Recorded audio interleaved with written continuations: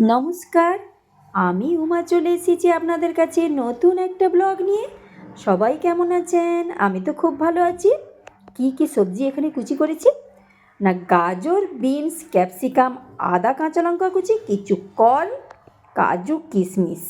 বানাবো হচ্ছে উপমা, সুজি, ঘির মধ্যে একটা শুকনো লঙ্কা, কালো সর্ষে, আদা কুচি, কাঁচা লঙ্কা কুচি ফোড়ন দিয়ে, তারপরে সবজিগুলো, তারপরে সুজি ভালো করে ভেজে সামান্য জল, ব্যাস।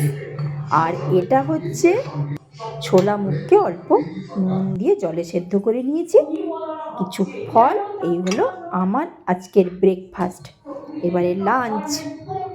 দুপুরে তো রুটি খাই, ডাল তড়কাও বানাবো, ছানার ভুজিয়াও বানাবো, সবই নিরামিষ।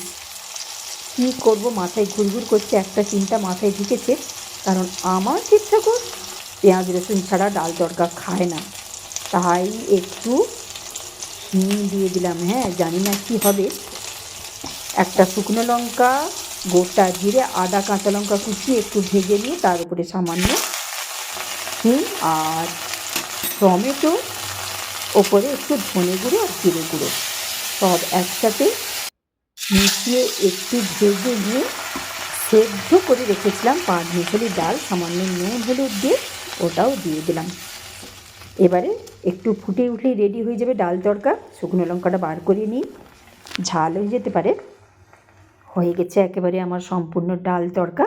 এবারে ওপর থেকে ঘি ছড়িয়ে দিলাম। ধনে পাতা কুচিটা অবশ্যই মনে করে দিতে হবে।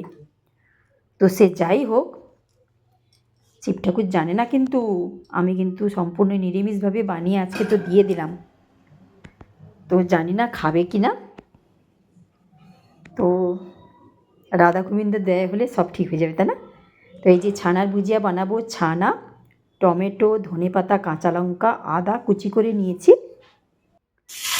তো তেলের মধ্যে গোটা জিরে, আদা, কাঁচা লঙ্কা কুচি, টমেটো কুচি, সামান্য নুন, তারপরে ছানা, ধনেপাতা, একটু নাড়াচাড়া করে ঘি, ব্যাস রেডি হয়ে গেছে আমার ছানার ভুজিয়া। লাঞ্চ বক্সটা গুছিয়ে নেব।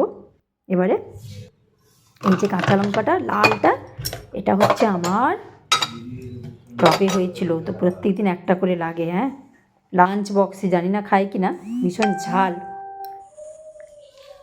তো রাস পূর্ণিমার দিনটা সকালে খুব ভালো কাটুক। রাধা গোবিন্দ দেয়।